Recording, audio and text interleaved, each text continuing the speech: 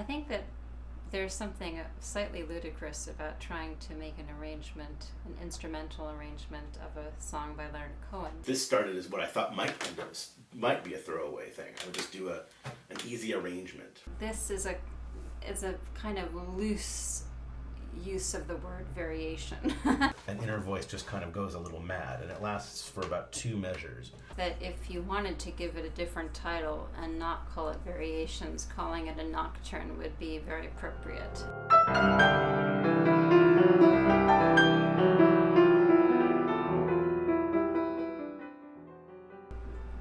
I'm very interested in color and in texture, and in sound being a form of speaking through a piano, but making it sound almost like you're saying something that's approaching speech, but it's through music.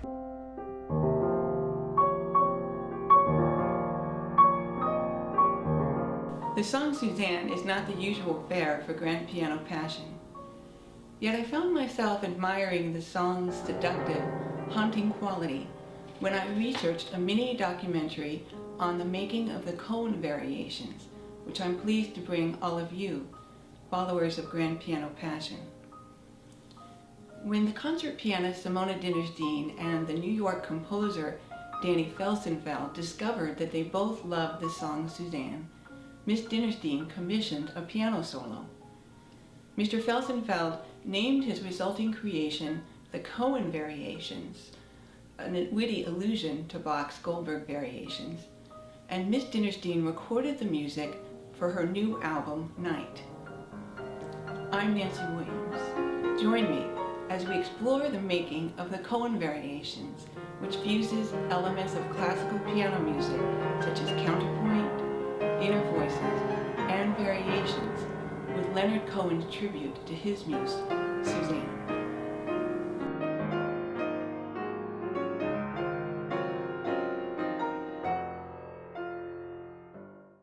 Suzanne, which is a song by Leonard Cohen, is one of my favorite songs, and I was talking about it with Danny Felsenfeld, and he said that it was one of his favorite songs too. And she told me at this very table where we're sitting that she had always wanted to play it as an encore and have an arrangement. And I said, well, I could do that pretty easily. I think that there's something slightly ludicrous about trying to make an arrangement, an instrumental arrangement of a song by Leonard Cohen, because his music is really all about the poetry. It's about the words. This started as what I thought might be a throwaway thing. I would just do an easy arrangement for Simone. I would do it quickly. It would take me, a weekend, and I'd be done with it.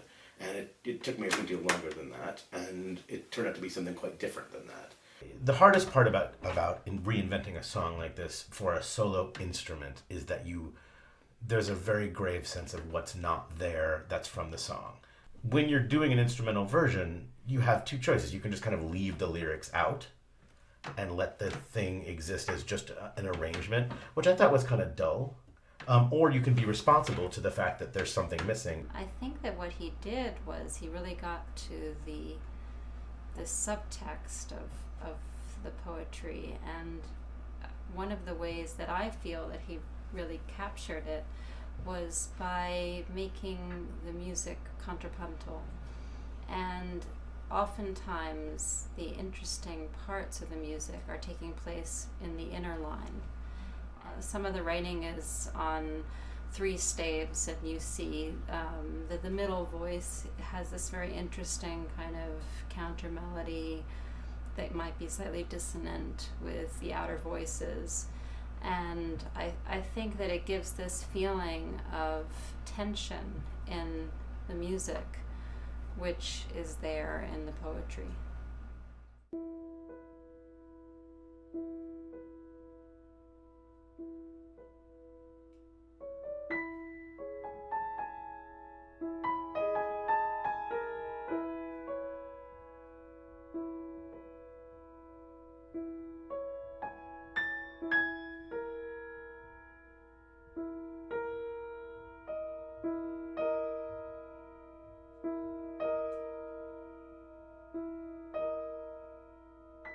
the actual song, Suzanne, is incredibly repetitive, as are most of Leonard Cohen's songs. There's a kind of almost a drone to them.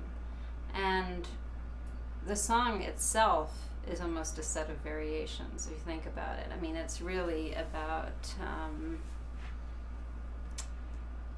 seeing somebody in different ways. And so I think that this is a kind of loose use of the word variation. There's lots of things you can do to make variations. You can make things go faster, you can thicken the texture, you can thin out the texture, you can modulate. In the folk tradition, you never change key. It's just, you barely change chord. And that's fine, because it is a way of using the lyrics as a kind of patter, and then the music is a means of communication. And I think that's very important. But when you don't have the lyrics, you have to communicate strictly on musical terms. So one of the things you can do is modulate. Every one of my variations is in a different key. And then other things, like you make inner voices, or you put the melody on top, or you put the melody on the bottom, or you put the melody in the middle, or you have things that kind of swoop around it. Or sometimes I would take a little bit of liberty with the melody. I would stretch it, I would add a bar, I would contract things. It's not variations in the way that you might see something like the Brahms Handel variations, where each one is distinctly exploring a different type of technique or intervals or rhythm or something like that. This is more that it's shifting. It's a song that is shifting through keys.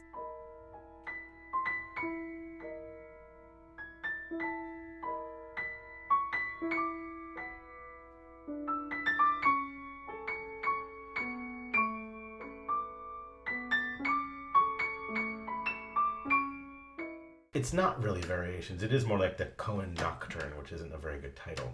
But it is kind of like a rumination. And night is, I don't know, I'm a lifelong insomniac, and I've written a lot of music about that.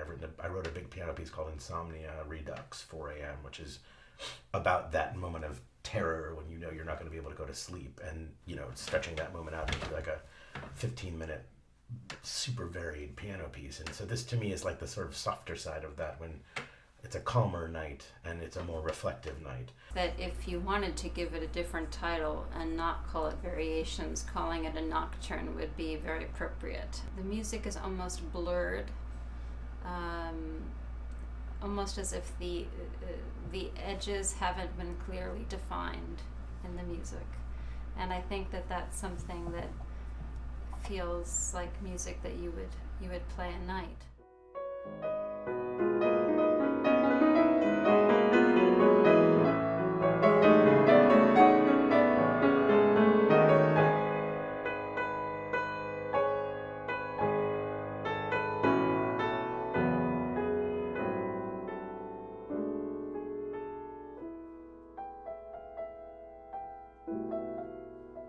The inner voices of the CohenVariations are often the most interesting part of the music. I'm interested in music that is contrapuntal. I think that it's much more interesting than having a dominant melody with accompaniment. And I guess that might be one of the reasons why I relate to Bach's music so much, is that there are many different things happening at the same time that are all interesting. And Danny knows that about me, and knows how I like many lines, and also I think he understood that I like lyricism, and that I'm drawn to sounds that are more subtle.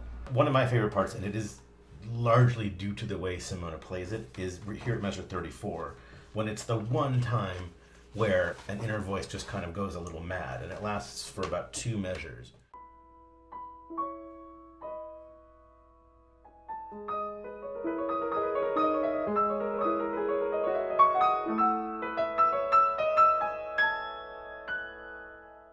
So there's a moment where it just kind of collapses into 16th notes and goes fast, fast, fast. And then, in a way, it sets up for the fact that even though the rest of the piece is mostly slow, you have the memory of the fast music hopefully going in your head. She's such a good Bach player that it's really the only serious Bach moment where she gets to do what Bach players do well, which is have 2 or 3 voices going on at one time and keeping track of them all with only these 10 fingers of her. Chopin's nocturnes are very, very interesting harmonically and also contrapuntal in their own way.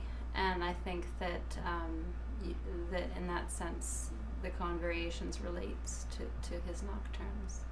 Well, Chopin's nocturnes, he often will take notes in the left hand and have 2 stems on them, because he wants certain notes to kind of come out of the texture more than other notes in a more melodic way. And oftentimes your thumbs, which kind of represent the inner voices, are quite active in the nocturnes.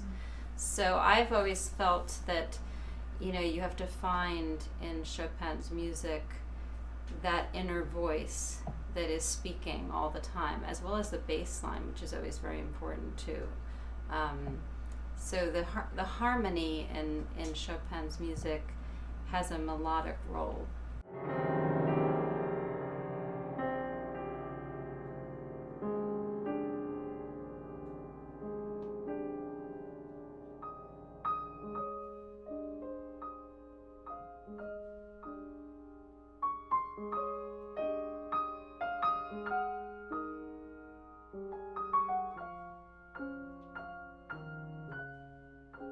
Advice for people who want to play the music.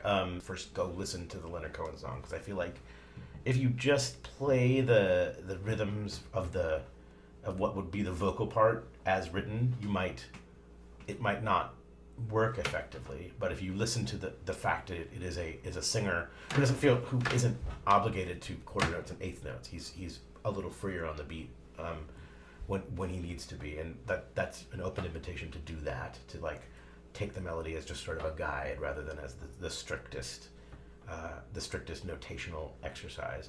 Don't be afraid to just play with it. Don't be afraid to take sections at a time, learn one of the variations, learn the first page, and there's a valid thing to climbing a mountain, even if nobody knows that you've climbed that mountain. I think that's what's difficult about a virtuoso piece like this, is that it doesn't have the sort of immediate gratification of like, wow, what can you do?